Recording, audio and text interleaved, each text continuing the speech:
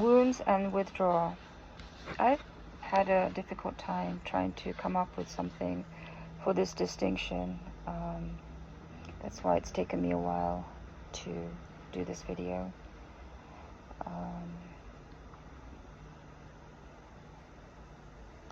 The best I could come up with was wounds that I may have received, and then me withdrawing, or in other words, I want to use the word abandoning myself to make the situation even more worse. Wounds, what is a wound?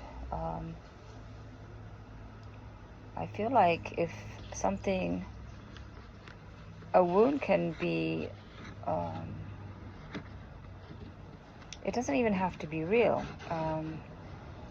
Someone can say something to me, and if I get triggered, I am being wounded. But maybe several weeks, months later, they may say the same thing, and I don't get triggered. So I feel like it's a perception of mine that is considered to be a wound. And then on top of it, if I believe the wound or the trigger to be true about myself, and then I abandon myself over it, and that's how the situation becomes worse. So it seems like the whole thing is self-inflicted.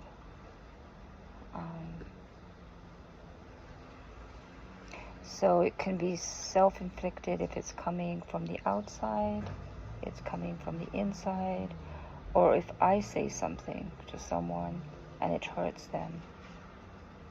And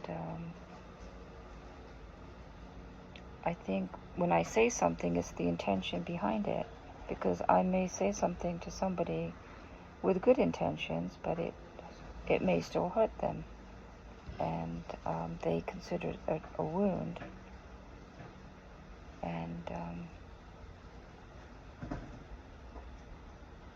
And then I may step away from that situation, thinking I've been misunderstood, and there's no point in resolving the misunderstanding because that person's not open to receiving at this moment. They may do so later. So I feel like I'm playing a lot on words here. Wounds, withdrawal.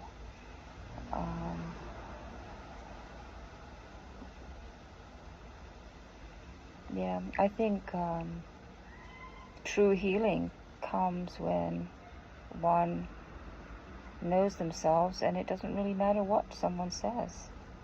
It doesn't affect the person either way. So this is my take on wounds and withdrawal. Most of it's coming from how I wound myself and abandon myself. Thank you.